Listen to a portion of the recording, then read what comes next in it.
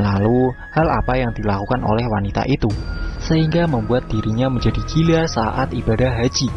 Tonton video ini sampai selesai ya sobat, supaya tidak gagal paham.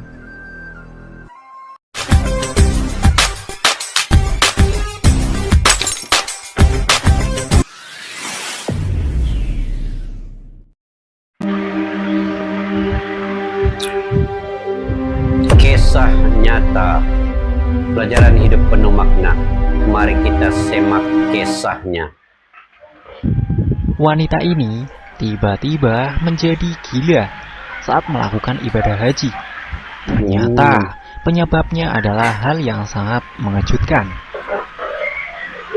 Apapun yang dialami sama jamaah haji dan umroh di Tanah Suci, banyak yang beranggapan bahwa itu merupakan balasan atas amal yang diperbuat di tanah air maupun di Tanah Suci itu sendiri. Maka sudah menjadi hal yang wajib jika kita sebagai umat manusia yang penuh salah dan dosa memang harus memperbanyak istighfar dan memohon ampun kepada Allah Subhanahu wa Ta'ala. Jika kita banyak salah dan belum sadar dengan kesalahan kita, maka Allah pasti akan mengurungnya dengan teguran yang ringan maupun teguran yang berat. Nah, sobat, kali ini kita ada sebuah kisah tentang seorang wanita yang menjadi gila saat melakukan ibadah haji. Ternyata penyebabnya adalah wanita ini telah melakukan hal yang sangat keji. Lalu, hal apa yang dilakukan oleh wanita itu sehingga membuat dirinya menjadi gila saat ibadah haji? Tonton video ini sampai selesai ya sobat, supaya tidak gagal paham. Apa yang menyebabkannya gila, guys? Tapi kalau mengikut dululah orang-orang tua kan,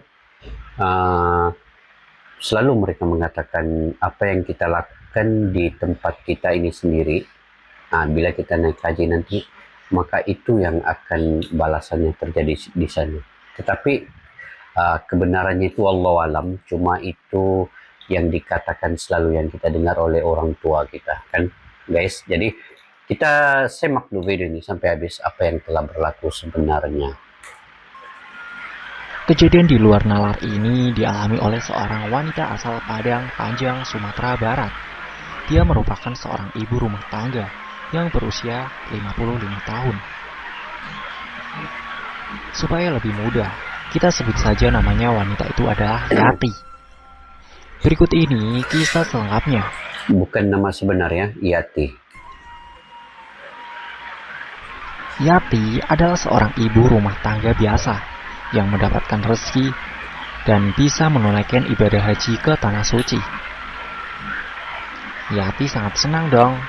Akhirnya dia bisa mendaftarkan haji dan berangkat haji. Beberapa tahun setelahnya, karena setelah mendaftarkan harus antri dulu. Nah, segala keperluan telah dipersiapkannya, mulai dari baju ganti, dokumen penting, dan uang saku. Yati pun juga sempat melakukan tasyakuran dan mengundang warga di kampungnya. Ya, seperti kebanyakan orang Indonesia, ketika hendak ke Tanah Suci selalu mengadakan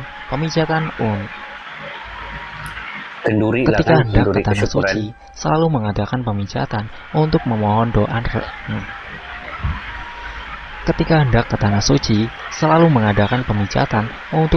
doa restu kepada sanak kerabat dan tetangga supaya diberi kelancaran saat di Tanah Suci. Pemijatan ini macam mohon doa kenduri kesyukuran kah, guys, pemijatannya? Akhirnya hari keberangkatan pun tiba. Keluarganya pun mengantar Yati ke tempat pemberangkatan di kotanya. Sesampainya di sana, Yati pun segera bergabung dengan rombongan dari kota itu. Rombongan itu pun langsung berangkat ke bandara dengan menggunakan bis. Akhirnya Yati dan rombongan pun sampai di bandara. Mereka pun segera naik pesawat. Semua orang tampak senang dan gembira. Akhirnya impian mereka berhaji pun terwujud. Nah, di bandara itulah kejadian aneh pertama kali terjadi pada Yati. saat mau naik pesawat Garuda yang sudah standby mengangkut para jamaah haji.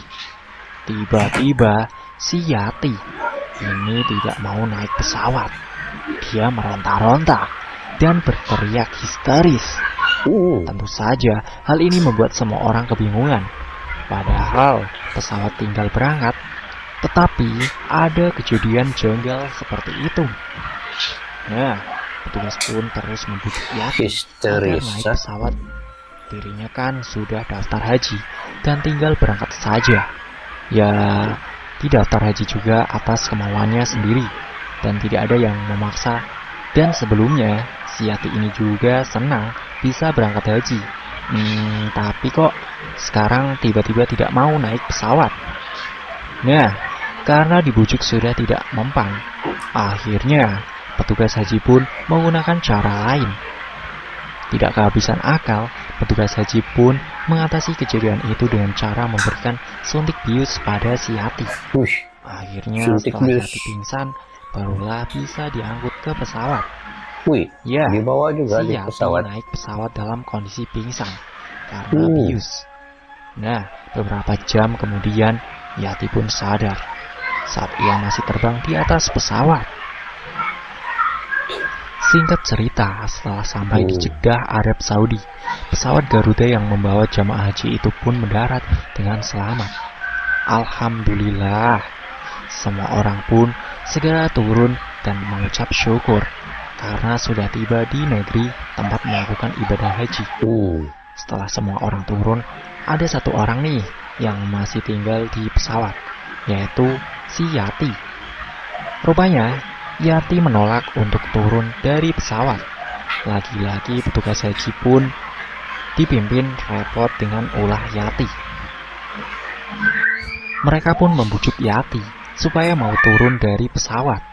Namun yang ada si Yati malah makin tidak karuan dan wanita itu cuma duduk di tempatnya saja. Semakin lama petugas itu pun membujuk Yati. Semakin pula si Yati ini kesal, sampai-sampai ia kumat lagi. Berteriak-teriak histeris membuat semua orang kebingungan. Nah, karena kondisi yang tidak kondusif dan untuk mengejar waktu juga karena rombongan ini pun juga harus segera berangkat ke penginapan di Mekah. Maka petugas pun lagi-lagi dengan terpaksa harus menyuntik bius. Maka petugas pun lagi-lagi dengan terpaksa harus menyuntik bius ke Yati. Dipegangi sama petugas sehingga tidak bisa bergerak. Lalu disuntiklah bius itu ke tangan Yati. Lalu seketika Yati pun kembali tidak sadarkan diri. Setelah itu Yati pun digotong sama petugas, diturunkan dari pesawat untuk dibawanya naik bis bersama rombongan menuju penginapan di kota suci Mekah. Singkat cerita, Yati dan rombongan pun sudah menepati kamar masing-masing. Yati juga sudah mulai sadar, sudah mau makan minum dan sedikit-sedikit ngobrol.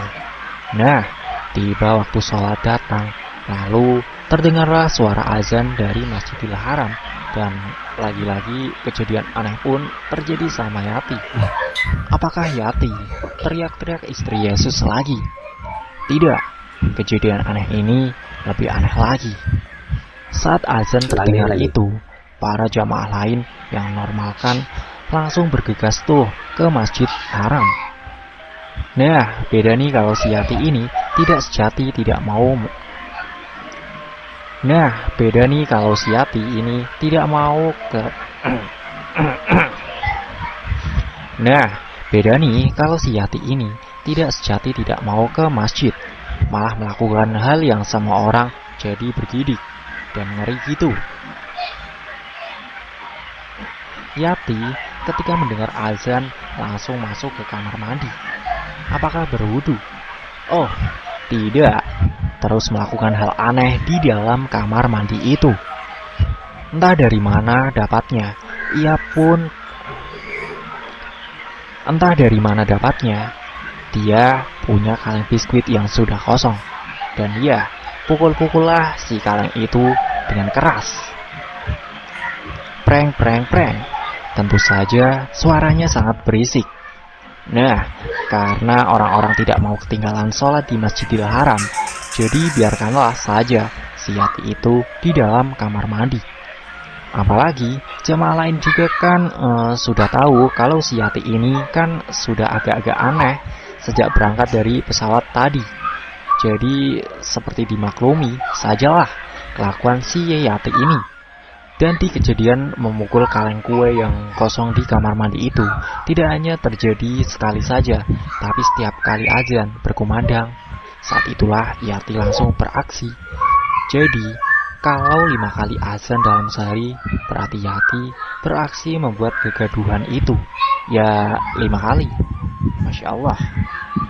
Baru setelah jamaah lain kembali ke penginapan tersebut, maka Yati pun keluar dari kamar mandi. Alhasil dia pun tidak pernah melakukan sholat berjamaah ke Masjidil Haram. Sementara jamaah lain berlomba-lomba untuk melakukan ibadah. Dia hanya banyak memukul kaleng roti dan menyendiri di hotel tempat menginap. Kaleng roti ya. Singkat Kaleng cerita, roti. akhirnya Apa tuh? ibadah haji pun selesai.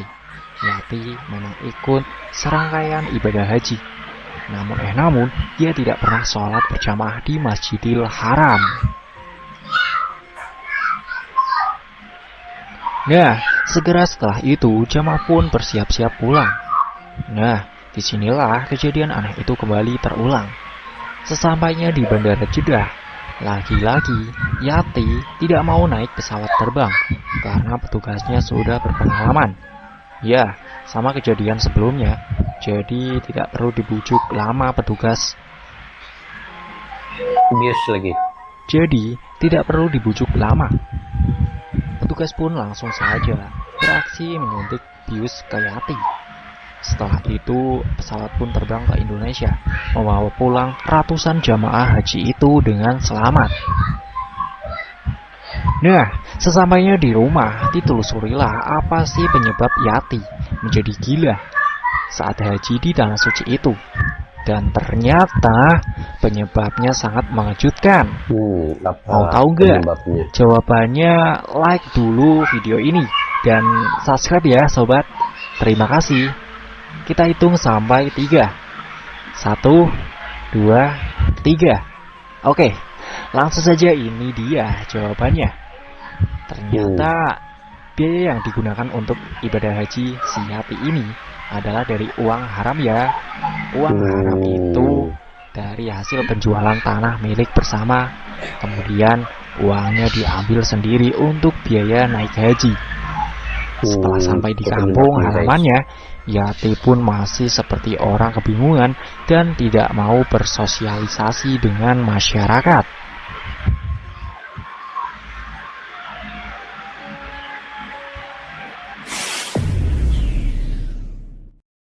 Oke guys, alhamdulillah itu tadi sedikit cerita wanita ini jadi gila di tanah suci Mekah saat ibadah haji. Ternyata penyebabnya adalah menggunakan duit yang haram untuk pergi menunaikan haji. Jadi sebenarnya ada beberapa kisah lain juga ya, tetapi ini di antara kisah yang ada di dalam video ini yang bisa untuk menjadi pengajaran kepada kita.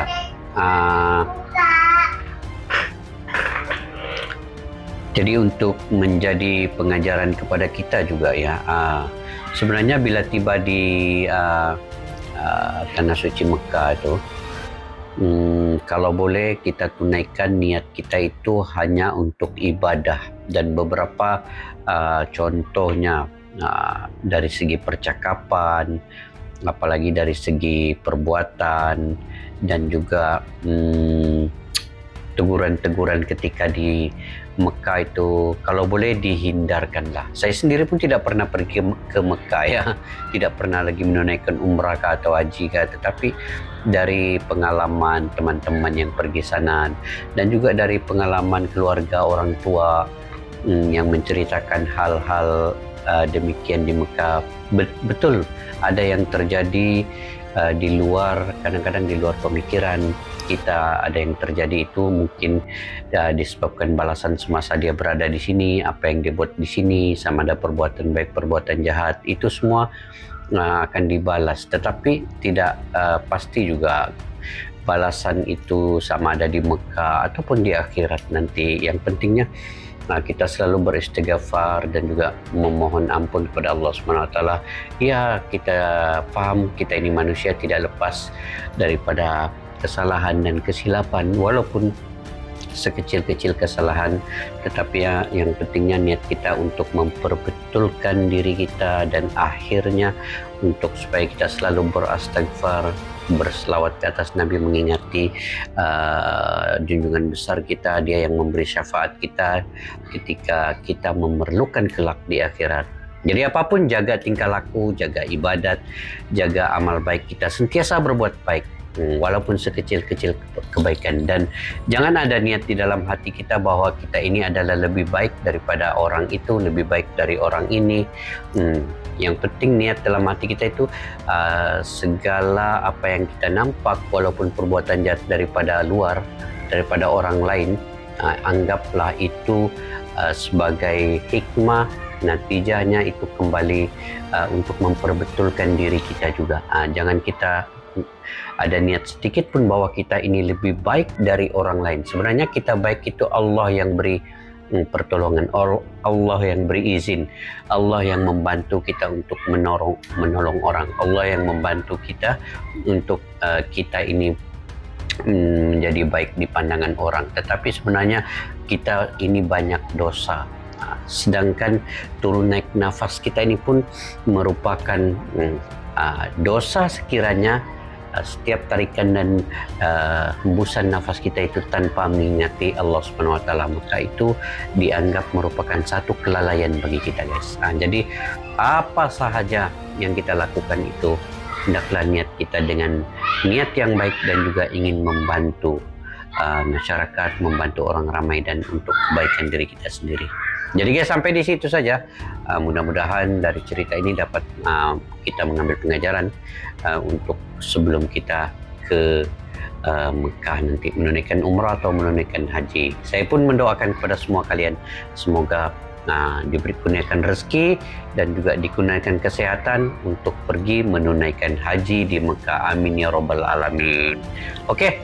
Jangan lupa juga untuk subscribe kepada channel ini tadi, yaitu channel Talk Live. Kepada yang baru ketemu channel ini, kalian supportlah dengan menekan butang subscribe, like, share, dan komen juga ya. Karena itu adalah gratis, guys. Oke, sampai kita bertemu lagi guys di video yang akan datang. Salam silaturahmi. Assalamualaikum. Bye-bye.